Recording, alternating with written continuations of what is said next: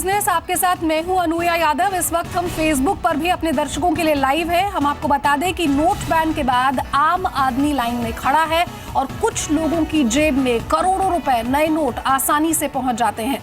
अब सवाल ये उठता है कि आखिर इस गोलमाल की कमजोर कड़ी कौन है? आखिर बैंकिंग सिस्टम में वो कौन लोग हैं जो डीमोनेटाइजेशन के इस प्लान को पूरी तरह से डीरेल करने में जुटे हैं? आज हम कई खुलासे करेंगे और आपको ये भी बताएंगे कि कैसे बैंकिंग सिस्टम में सेंधमारी कर आम लोगों की परेशानी को जानबूझकर बढ़ाया जा रहा है। इस मुद्दे पर हमारे साथ कुछ खास मेहमान भी होंगे, लेकिन सबसे पहले आप हमारी ये रिपोर्ट देखिए।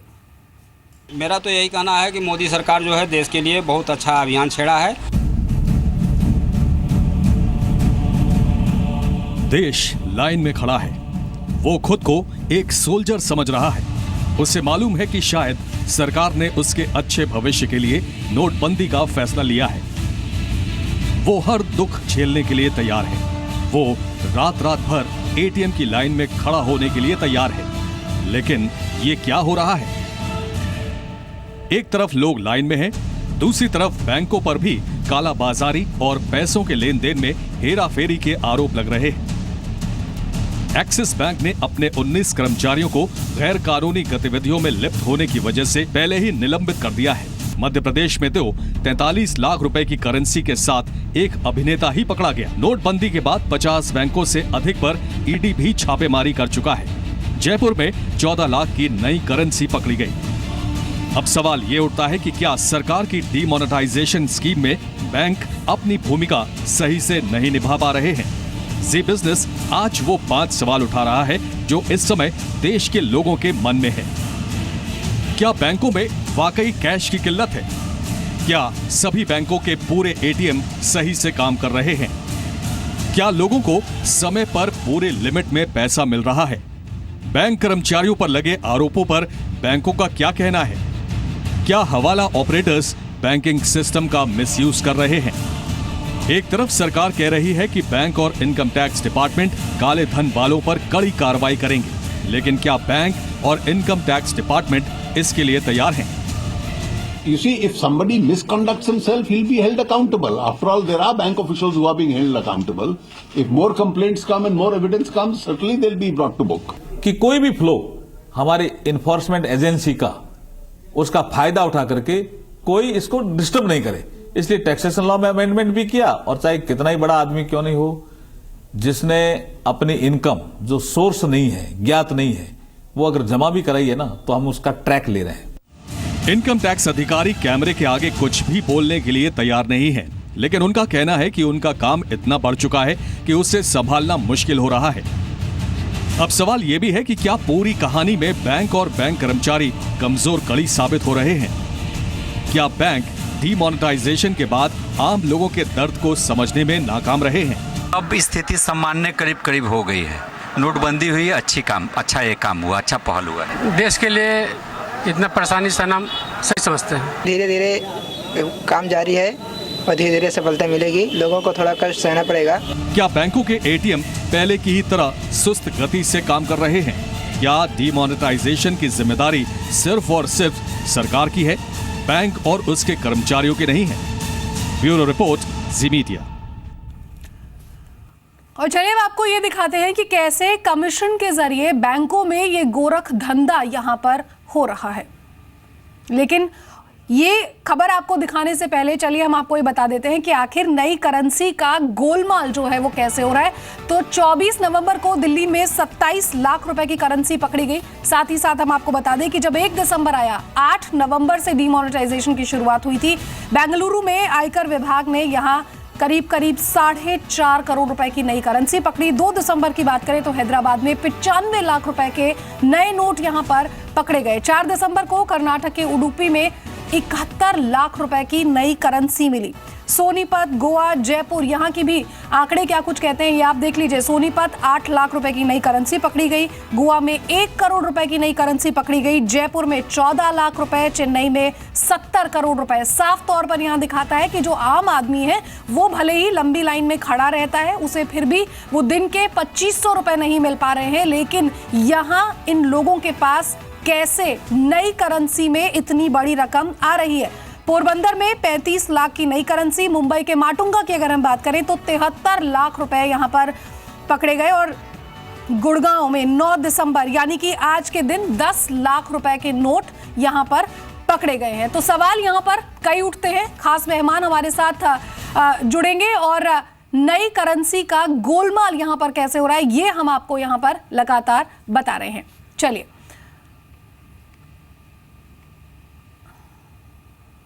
मेरे साथ इस समय स्टूडियो में अश्वनी राणा मौजूद हैं जो कि वाइस प्रेसिडेंट है national organisation of bank workers के। सर, बहुत बहुत स्वागत है आपका जी बिजनेस पर। सर, बैंक जो है उनका काम खास तौर पर यहाँ जो कस्टमर्स हैं उनके लिए करना है। बैंकों के बाहर लंबी लंबी कतारें लगी हैं, लेकिन क्या आपको लग रहा है कि बैंक सही में अपना काम सही तरीके से कर रहे हैं? देखिए, बैंक के लोग पहले दिन से, जिस दिन से ये डिमोनेटाइजेशन हुआ है उस दिन से आज तक अपनी पूरी ईमानदारी के साथ 24 घंटे, 18 घंटे, फिर 12 घंटे, अब 10 से 12 घंटे रेगुलर बैंक एम्प्लॉय काम कर रहा है। लेकिन अगर कुछ बैंक कर्मचारी, जैसा कि आप कह रहे हैं, और वो ज़्यादातर जो अभी तक केस आया है वो प्राइवेट बैंक है, तो उसके कारण मुझे लगता है कि पूरी बैंकिंग कम्युनिटी को हम बदनाम मत करें। तो आप प्राइवेट बैंकों को इसका जिम्मेदार मानते हैं? क्योंकि करेंसी के आंकड़े मैंने आपके सामने रख दिए। 24 नवंबर से लेकर 9 दिसंबर तक की अगर मैं बात करूं तो जो सबसे कम रकम पकड़ी गई वो गुड़गांव में आज 10 लाख रुपए की नई करेंसी थी। सर, लोगों को 2,500 रुपए नहीं मिल रहे हैं, लंबी लाइन में खड़े रहते हैं और 24,000 रुपए जो हफ्ते में मिलने चाहिए उसकी भी रकम जो है वो बैंक अपने आप ही कम कर दे रहा है, क्योंकि बैंक का ये कहना है कि हमें यहाँ पर पूरी रकम नहीं मिल पा रही। जी। तो जितने भी सरकारी बैंक हैं या जो भी बैंक हैं उनके जो कर्मचारी, जितना कैश आता है ईमानदारी के साथ, वो अब कई लोग कहते हैं कि 24,000 नहीं मिल रहा, जितना कैश आया है बैंक की कोशिश रहती है कि मैक्सिमम कस्टमर को जो है वो पैसा कुछ कुछ करके मिल जाए। और आप ये नहीं कह सकते कि बैंक ने उसमें कुछ गड़बड़ किया है, क्योंकि सभी कुछ सिस्टम में है, कंप्यूटर में सब कुछ है कि कितना कैश आया है, कितना कैश कितने लोगों को बांटा गया, तो वो सारा कुछ ब्लैक एंड व्हाइट में है, तो इसलिए उसको कुछ नहीं कह सकते। अश्वनी जी, क्या आप सच में मानते हैं कि बैंक ईमानदारी से काम कर रहे हैं? मैं मानती हूँ कि 10 घंटे काम कर रहे होंगे, 12 घंटे भी काम कर रहे होंगे और छुट्टी के दिन भी शायद कुछ बैंक हैं जो खुले रहते हैं वो भी शायद काम कर रहे होंगे, लेकिन इतनी बड़ी रकम, यानी कि आप फिर क्या मानते हैं कि पैसा कहाँ से आया? अगर बैंक के कर्मचारी फ्रॉड कर रहे हैं तभी शायद इतना पैसा बाहर निकल सकता है, क्योंकि आरबीआई तो बैंक को ही पैसा दे रहा है। देखिए, इसमें सरकार भी और बैंक भी पूरा इसकी खोजबीन कर रहे हैं किसने किया। हम कहते हैं जिसने भी किया है उसके ऊपर सख्त सख्त कार्रवाई होनी चाहिए, सरकार भी वही कह रही है। हमारा भी ये कहना है कि जो भी 1% भी अगर कोई बैंक कर्मचारी इसमें संलिप्त है तो उसके ऊपर सख्त कार्रवाई होनी चाहिए। सख्त कार्रवाई तो सरकार यहाँ पर जरूर करेगी। इनकम टैक्स विभाग जो है वो कड़ी नजर यहाँ पर बनाए हुए है। मेरे साथ प्रदीप चौधरी है, फॉर्मर चेयरमैन है एसबीआई के। सर, बहुत बहुत स्वागत है आपका जी बिजनेस पर। सर, हम मुद्दा यहाँ पर ये उठा रहे हैं कि आखिर बैंक के बाहर आम आदमी तो लंबी लाइन लगाकर खड़ा है, लेकिन काला बाजारी जो है या जो ब्लैक मनी है वो शायद कम होती हुई नजर नहीं आ रही है। इतना सारा पैसा देश में अभी भी इनकम टैक्स की रेड में पकड़ा जा रहा है और वो भी नई करेंसी के नाम पे। हाँ, तो हो रहा होगा, इसको पकड़े आरबीआई देखे कि कहाँ पर पैसा भेजा था और कहाँ नहीं पहुंचा। बात यह है कि देखिए, 1 अनार और 100 बीमार, 85% पैसा आपने निकाल लिया और उसमें 10% पैसा डाला है, तो ऐसे हाहाकार तो होगी, ये तो स्वाभाविक है। प्रदीप चौधरी सर, क्या आप ये मानते हैं कि सरकार ने तो अपना काम यहाँ पर कर दिया, डिमोनेटाइजेशन? बहुत अच्छा कर दिया, सर अच्छा कर दिया, लेकिन क्या बैंक उतना लॉयली काम कर पा रहे हैं? सरकार ये स्पष्ट करे, ये नहीं कि आरबीआई से चला है, पहुंचा है कि कहाँ कहाँ बैंक करे, आरबीआई के चेस्ट में पहुंचा है। आरबीआई क्यों नहीं देती है कैश? अगर आरबीआई इतनी एफिशिएंट है तो आरबीआई भी अपना चेस्ट खोले। हर आरबीआई ऑफिस में कम से कम 25-26 आरबीआई ऑफिस हैं, वहां से भी साथ में हाथ बटाए। ये नहीं कि बाहर बैठ के सिर्फ ये कहते रहे कि हमने पैसा भेज दिया। अरे पैसा तो भेजा है पर पैसा पहुंचा सर, तो आप साफ तौर पर, प्रदीप सर, क्या आप साफ तौर पर ये कह रहे हैं कि बैंकों की इसमें कोई गलती नहीं है, लेकिन आरबीआई को खुद के जो एक दो आदमियों ने अगर किया है? सर, 1-2 आदमी नहीं है। एक्सिस बैंक के अगर मैं नंबर बताऊं आपको तो 17 कर्मचारी है यहाँ पर। देखिए रेल के एक्सीडेंट होते हैं तो सारी ट्रेनें के एक्सीडेंट में लिप्त हो जाती हैं, तो उसमें आप कहिए कि सारी जगह पे रेल जो है वो ठीक काम नहीं कर रहा है, सप्लाई बहुत कम है। प्रदीप जी, मैं मानती हूँ आपकी बात, आरबीआई लेकिन ये कह रहा है कि सप्लाई हमारी तरफ से कम नहीं है। कह रहा है आरबीआई लोगों को भ्रमित कर रहा है। आरबीआई ये कह रहा है कि ये कैश हमारे प्रिंट से चला है पर कैश पहुंचा नहीं है। प्रेस से चलकर आरबीआई के चेस्ट में आता है, फिर बैंक के चेस्ट में आता है, फिर उसकी सुरक्षा के अंदर उसको ब्रांचों में भेजा जाता है। अच्छा ये बताइए बैंक को ये पैसा तो क्या बैंकों में पैसा नहीं पहुंच रहा है और इसीलिए आम जनता तक नहीं पहुंच रहा है? अगर नहीं पहुंच रहा है सर, तो देश के अलग अलग कोनों से इतनी बड़ी तादाद में रकम कहां से मिल रही है, और वो भी नई करेंसी? तो वो तो एक दो जगह पर हुआ होगा सर, एक दो जगह नहीं है प्रदीप जी, मैं आपको बता दूं, एक दो जगह नहीं है। 24 नवंबर को दिल्ली, बेंगलुरु, कर्नाटक, हैदराबाद, सोनीपत, गोवा। जिन लोगों के यहाँ से मिला है उनसे पूछिए ना कि उन्होंने कहाँ से लिया है, तो खुलासा हो जाएगा। आप मुझसे क्यों पूछ रहे हैं टीवी में? सर मैं आपसे नहीं पूछ रही हूँ, मैं आपसे ये कह रही हूँ कि डीमोनेटाइजेशन का कदम सरकार, इनकम टैक्स ने इतनी निगरानी रखी है तो इनकम टैक्स उससे पूछे कि आपने फिजिकली कैसे कहाँ से लिया, तो ये पता लग जाता है। प्रदीप जी, हम आपका पॉइंट ऑफ व्यू यहाँ पर समझने की कोशिश कर रहे हैं। पॉइंट ऑफ व्यू आप नहीं समझ रहे हैं सर, आप जो है बेबुनियाद आरोप लगा रहे हैं। सर मैं आरोप नहीं लगा रही हूँ, मैं ये कह रही हूँ कि डीमोनेटाइजेशन का बड़ी मात्रा में मिला तो पूरे बैंक को आप बदनाम कर रहे हैं। सर बैंकिंग को नहीं बदनाम कर रहे हैं, हम ये कह रहे हैं कि आम आदमी है जो लाइन में यहाँ पर लगा हुआ है, बैंक के ऊपर लोगों का क्रोध बढ़ा रहे हैं। सर बैंक के ऊपर क्रोध नहीं बढ़ा रहे हैं प्रदीप जी, बहुत लंबी लाइन है यहाँ पर बैंकों के बाहर, एटीएम्स के बाहर। बैंकों में पर्याप्त पैसा नहीं है, बैंक ये कहती है, आरबीआई ये कहता है कि हम पैसा पहुंचा रहे हैं। हम सिर्फ ये समझने की कोशिश कर रहे हैं कि लूपहोल कहाँ पर है। अरे तो ये बताइए कि दिल्ली में एक भी 500 रुपए का नोट, 500 रुपए की करेंसी नहीं, तो कहाँ गया, उड़ गया? सर मैं सिर्फ ये समझने की कोशिश कर रही हूँ। आप मुझसे नहीं समझ सकते, आरबीआई से पूछिए, जो सप्लाई करने वाले हैं उनसे पूछिए। आपने इस प्रोग्राम में आरबीआई के किसी अधिकारी को रखा है? क्यों नहीं रखा है? रखिए। प्रदीप जी आप मेरे साथ बने रहिए, यहाँ पर मेरे साथ अजय गोयल है फोन लाइन पे, जो इनकम टैक्स के गेजेटेड ऑफिसर्स एसोसिएशन के प्रेसिडेंट हैं।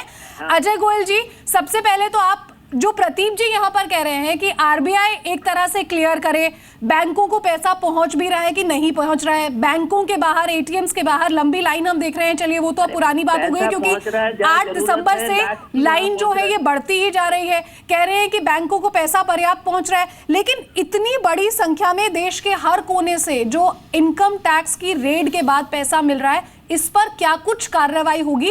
और क्या सच में आपको लगता है कि आरबीआई यहाँ पर पैसे नहीं पहुंचा पा रही है, उसे लेकर बैंकों को कुछ बोलना चाहिए? Officers are concern, all we can say is कि हम लोगों को आरबीआई की वर्किंग के लिए we are not competent to comment on it.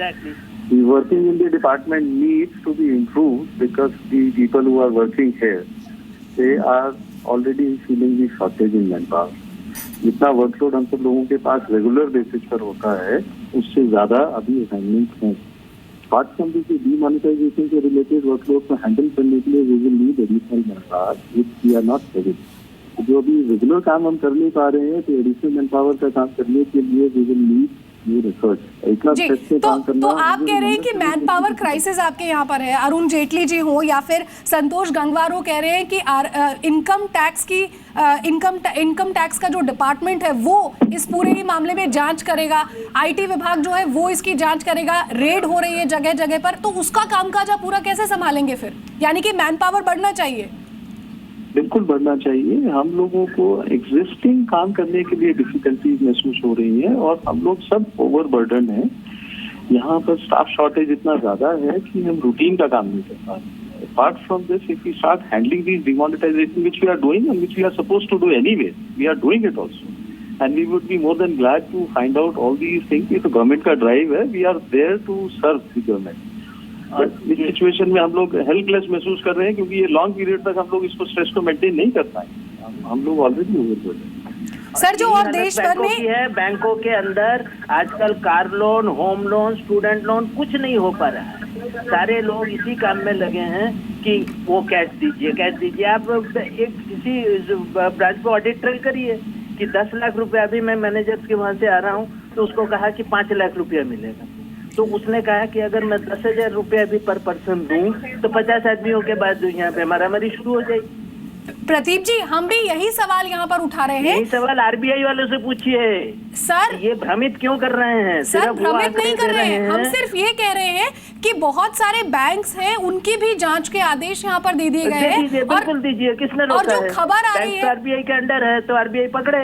Pradeep ji, मैं यही कह रही हूँ 40 करोड़ रुपया एक्सिस बैंक के अंदर मिला था कि लोग गड़बड़ कर रहे हैं, आरबीआई ने क्या एक्शन लिया बताइए? इनकम टैक्स विभाग उसकी जांच करेगा। स्पष्ट हो गया है, तो आरबीआई ने क्या एक्शन लिया बताइए? अभी पीछे आया था कि एचएसबीसी बैंक ने कई भारतीय लोगों को बाहर अकाउंट खुलवाने में मदद करी है, तो आरबीआई ने क्या एचएसबीसी का लाइसेंस कैंसिल किया? सर लेकिन क्या बैंक्स को एक्शन नहीं लेना चाहिए? हाँ, तो जहां नजर आएगी जरूर एक्शन लेंगे। लेकिन जब बैंकों से जवाब मांगा गया सर, आज बहुत सारे बैंक्स थे जिनको हमने लिखित में यहाँ पर जवाब मांगा, उनसे उनकी तरफ से कोई जवाब नहीं आया। काम करने की फुर्सत नहीं है आपकी जवाबदारी करने की। जब अब हमारे प्रीवियस स्पीकर ने कहा, जब वो एकदम 24 घंटे में भी काम पूरा नहीं हो रहा तो वो आपके जवाब देने के लिए बैठे रहेंगे क्या? तो उस टाइम में तो और 10 लोगों को निपटा दें। आप बिल्कुल स्पेसिफिक कंप्लेंट करिए, देखिए यहाँ से कैश निकला है यहाँ पर और यहाँ पर क्यों नहीं। Sir do I understand of this? Pradeep ji, तो मैं इससे ये समझ पा रही हूँ कि आप ये कह रहे हैं कि बैंकों की कोई गलती नहीं है यहाँ पर। बैंक नहीं, मैं हर एक के लिए नहीं कह रहा हूँ, बट बाय एंड लार्ज इस बात को भी समझिए कि बैंक कितने रोष के पात्र हो रहे हैं। कई जगहों पे बैंकों पे पथराव किया जा रहा है, हर जगह पे बैंक जो है पुलिस की मदद से काम कर रहे हैं। 2 लाख बैंक की ब्रांचें हैं और कितना कैश पहुंचा है आप देखिए, उतना कितना पर्याप्त है? सर लेकिन ऐसे मामले भी सामने आए हैं जहां पर जो उनके हाई एंड कस्टमर्स तो करिए ना, इंक्वायरी करके उसको पनिश करिए। उसके कारण आपने सारे उसको बदनाम कर दिया। सर मैं जांच की बात समझ सकती हूँ यहाँ पर हुआ तो आपने कह दिया कि सारे ट्रेन ड्राइवर जो हैं वो गलत चलाते। जी प्रदीप जी, मेरे साथ अश्विनी राणा भी हैं स्टूडियो में, जो कि वाइस प्रेसिडेंट है national organisation of bank workers से। वो कुछ कहना चाहते हैं यहाँ पर। देखिए, मैं प्रतीक जी की बात से बिल्कुल सहमत हूँ कि हम लोग एक पिक्चर बना रहे हैं, एक मैसेज दे रहे हैं कि जो है बैंक गड़बड़ कर रहे हैं। हम एज ए बैंक जनरलाइज ना करें, ना एज ए बैंक एम्प्लॉइज को जनरलाइज करें। जिन लोगों ने भी किया है, सरकार को, आरबीआई को उसको जांच करनी चाहिए और उन बैंकों के नाम बताने चाहिए। अभी तक एक्सिस बैंक का नाम आया है। देखिए प्राइवेट बैंक जो इसलिए कह रहा हूँ उनके पास भी ये मैसेज जाए कि कौन। अभी तक आप देखें कि जितनी भी वैन लुटी या जिन वैन में गड़बड़ हुई वो सब प्राइवेट बैंक की थी, क्योंकि वो सब आउटसोर्स हैं, कोई परमानेंट एम्प्लॉय नहीं है। प्राइवेट बैंकों में सभी जो एम्प्लॉय हैं वो कोई परमानेंट नहीं है, तो सब टेम्परेरी। बैंक्स को दोषी मान रहे हैं? बिल्कुल वहाँ गड़बड़ हो सकती है। सरकारी बैंक का कोई कर्मचारी ये नहीं कहेगा कि मैं गड़बड़ करूं ताकि मेरी बाद में 60 साल के बाद मेरी पेंशन जो है वो रुक जाए या मेरे के ऊपर कुछ सरकारी बैंक का। लेकिन प्राइवेट बैंक्स तो ये कह रहे हैं सर कि हमें तो पैसा ही नहीं मिल रहा है, इसलिए हम कस्टमर्स को पैसा भी नहीं मिल रहा है। इसलिए ये तो आरबीआई को करना चाहिए ना। आरबीआई बताया कि किस किस बैंक को कितना दिया और उन बैंक से डिटेल मांगे कि कितना आपने दिया। क्या आपने आरबीआई से मांगे रखी? नहीं, हम क्यों मांग, हमने, तो कौन रखेगा सर? देखिए, हम इसलिए कह रहे हैं, बैंकिंग एसोसिएशन भी ये बात कहेगी। आपको मीडिया को आरबीआई को पूछना चाहिए कि आपने किस बैंक को दिया है, वो पब्लिक किया जाए। सर ये तो खुली लूट हो रही है ना, इतनी बड़ी संख्या में 70 करोड़ 76 लाख रुपए। कौन कर रहा है? ये नई करेंसी है, जो लूट कर रहा है उसको पकड़ना चाहिए। उसकी जगह पर हम बैंकर को या बैंक वालों को ये जनरलाइज करें कि ये चोर है। बैंक वाले तो मर रहे हैं, मैं उनके पास छुट्टियां नहीं है, बीमार है, लेकिन उसके बाद भी काम पर नहीं बता रहे हैं। लेकिन उसके बाद एक मैसेज जा रहा है ना, पब्लिक क्या समझती है कि उन्होंने पैसा जो है हमें दिया नहीं। अश्विनी जी, मैं सारा कुछ सिस्टम में है, कितना पैसा आया, कितने कस्टमर को दिया गया। अश्विनी जी, मैं अगर एक बैंक की कस्टमर हूं, मैं बैंक जाती हूं ये सोचकर कि मुझे यहाँ पर कैश की जरूरत है, मुझे मेड को पैसा देना है, ड्राइवर को पैसा देना है, लेकिन जब मैं बैंक पहुंचती हूँ, जो मेरी 24,000 की लिमिट है, उसमें से कुछ पैसा मुझे मिलता है। कुछ बैंक है जो कह रहे हैं कि आप 10,000 रुपए ले लीजिए क्योंकि हमारे पास 5,000 कुछ। चलिए आप भी बहुत ज्यादा है, 5,000 चलिए आप 5,000 कह रहे हैं सर, हम तो यही पूछ रहे हैं, हम यही पूछ रहे हैं कि अगर बैंक 5,000 रुपए भी नहीं दे पा रहे हैं तो क्या इन लोगों के पास जो नई करेंसी है वो आप प्रदीप जी ये कह रहे हैं कि आरबीआई को ही चेक करना चाहिए? नहीं, इनकम टैक्स जिसने पकड़ा है वो एक सवाल और पूछे सर, इनकम टैक्स तो चेक करेगा ही, बजाय इसके कि आप सारे बैंक सिस्टम को और बैंक वर्कर्स को बदनाम कर रहे हैं। प्रदीप जी स्पष्ट सवाल पूछिए। प्रदीप जी, हम यहाँ पर किसी को बदनाम नहीं कर रहे हैं। यहाँ पर जो टोन एंड टेनर है वो यही है। 100 करोड़ रुपए तो सर मीडिया में सामने आ रहे हैं। हम जनता की बात कर रहे हैं कि बड़ी संख्या में लोग लाइनों में खड़े रहते हैं, उसके बावजूद पैसा नहीं आ रहा है। आप बिल्कुल नहीं आ रहा क्योंकि भेज नहीं रहा। अच्छा, ये बात प्रॉब्लम 8 नवंबर से पहले क्यों नहीं थी? 24,000 जो आपको चाहिए, आप पहले बैंक गए हैं और बैंकों ने कहा है कि कैश नहीं है। सुनिए, बैंकों ने कहा तो बैंकों को कोई मजा आता है कस्टमर को वापस करके? बिल्कुल नहीं। अगर हम कस्टमर को वापस कर देंगे बैंक वाले तो आगे बिजनेस कहाँ से होगा? तो 8 नवंबर से पहले क्या ये प्रक्रिया थी? 8 नवंबर से पहले चलिए, अजय गोयल भी मेरे साथ है। अजय गोयल जी, आपने प्रदीप जी को सुना, यहाँ पर अश्विनी राणा को सुना, ये साफ तौर पर कह रहे हैं कि हमारी कोई जिम्मेवारी नहीं है, आरबीआई यहाँ पर जो है आरबीआई नहीं पहुंचा रहा है, अपना पल्ला झाड़ रहे हैं एक तरह से। इनकम टैक्स विभाग भी अपना पल्ला झाड़ता है, तो आखिर जिम्मेवारी किसकी है? आखिर में तो आम आदमी पिस रहा है ना, उसे पैसा नहीं मिल रहा है। जिसको कैश सप्लाई करना है उसकी जिम्मेदारी है। To answer this, I would have only two things to explain. As far as departmental officers working is concerned, we are definitely going to verify each and every transaction wherever the government as a policy decides. These have to be looked into. All I'm trying to say is that because the volume of such transactions, such accounts is so high, we definitely need more manpower. Because the existing manpower would be insufficient to handle this kind of load over a longer period. For a shorter period, we can make short gap arrangements. Ajay Goyal जी, आप income tax की तरफ से आप मुझे ये बताइए कि जब इनकम टैक्स इस तरह से रेड मार रहा है तो असली बात तो शायद आपको ही पता होगी कि आखिर गोलमाल हो कहां से रहा है, ये पूरा का पूरा पैसा कहां से निकल के आ रहा है। देखिए, मैं उस चीज के लिए अभी कुछ भी कहने के लिए ऑथराइज सर, लेकिन जनता को कुछ तो इनपुट देंगे ना आप, कुछ तो। For everybody's knowledge, what I can say is it is a preliminary stage. The department has to identify all the facts before they actually arrive at a conclusion. At this stage, it will be not possible for anybody to come to any conclusion. And definitely, I am not the person to answer this query. जी जी, तो आप RBI के किसी representative को क्यों नहीं रखते हैं इस डिस्कशन? प्रदीप जी, हम भी यही सवाल उठा रहे हैं कि आरबीआई के किसी रिप्रेजेंटेटिव को आना चाहिए। आपने बड़े कन्वीनियंटली उन लोगों को पूछा जिनकी इसमें कोई इंसाइट नहीं है। प्रदीप जी, मेरा बस एक सवाल आपसे ये है कि क्या आपको लगता है कि सरकार ने तो ये कदम उठा लिया है डिमोनेटाइजेशन का, और ये कहीं ना कहीं पर कह रहे हैं कि जो है टेररिज्म को फंडिंग जो होती है उस पर काबू किया जाएगा, ब्लैक मनी को कर्ब किया जाएगा, लेकिन क्या सर नहीं लगता है कि पर्सनल रिस्पॉन्सिबिलिटी भी हर इंडिविजुअल की यहाँ पर होनी चाहिए? क्योंकि बैंक के पास ही आम आदमी जाएगा ना पैसे लेने के लिए। अगर वहां से कोई लूपहोल होगा तो परेशानी हम सबको होगी सर। हाँ बिल्कुल, बैंक के पास अगर पैसा नहीं होगा तो वो कोई जादूगर पीसी सरकार को बुला के कैश पैदा करेगा क्या? वो तो तभी देगा ना कैश जब उसके पास होगा। तो 8 नवंबर से पहले क्यों नहीं बैंकों ने कहा कि हमारे पास कैश नहीं है? कभी आपको ऐसा हुआ कि आप बैंक गए और आपको कैश दिए बिना घर भेज दिए? नो, वही सो जी। प्रदीप जी, हमारा सवाल भी यहाँ पर यही है कि आम आदमी यहाँ पर पिस रहा है। गलत लोगों से पूछ रहे हैं सर, आरबीआई जवाब नहीं दे रहा है यहाँ पर। आप वेटरन बैंकर रहे हैं, आप फॉर्मर, तो वही देगा ना जो सप्लाई होगी। सर, आप फॉर्मर चेयरमैन रहे हैं एसबीआई के, आपसे मैं इसीलिए पूछ रही हूँ कि आपका पॉइंट ऑफ व्यू, ताकि इसीलिए बता रहा हूँ जी कि आरबीआई से पूछिए कि आपने जैसे चेन्नई में बता रहे हैं 40 करोड़ मिला है, तो आप आरबीआई से पूछिए कि भाई चेन्नई में कितना भेजा था, किसको भेजा था, और ये दोनों को रिलेट करिए। आप बजाय इसको करने की आप कारपेट बम्बिंग कर रहे हैं कि हर एक को दोषी बना दिया, हर आदमी चोर है, हर बैंक का आदमी जेब में पैसे लेकर बाहर भाग। सर हम यही कह रहे हैं कि एक जो पर्सनल रिस्पॉन्सिबिलिटी है वो शायद हर बैंकर को भी यहाँ पर उठानी होगी, और शायद आपकी बात बिल्कुल सही है सर।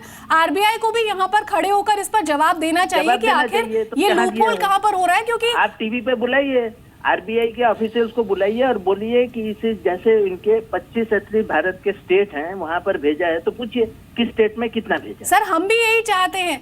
आप काफी ना उनको, प्रदीप जी आप बुलाइए, करेंसी डिपार्टमेंट से पूछिए कि किस। प्रदीप जी, आप काफी हम आपका पॉइंट ऑफ व्यू इसीलिए ले रहे हैं सर, ताकि हम ये समझा सके जनता को कि अगर आरबीआई की तरफ से कुछ बात सामने नहीं आ रही है तो कहाँ पे लूप होल है। हम यही कह रहे हैं, स्पष्ट करनी है, उसी की तरफ से तो आएगी। जो सप्लायर है उसी की तरफ से तो आएगी, डीलर कहाँ से देगा?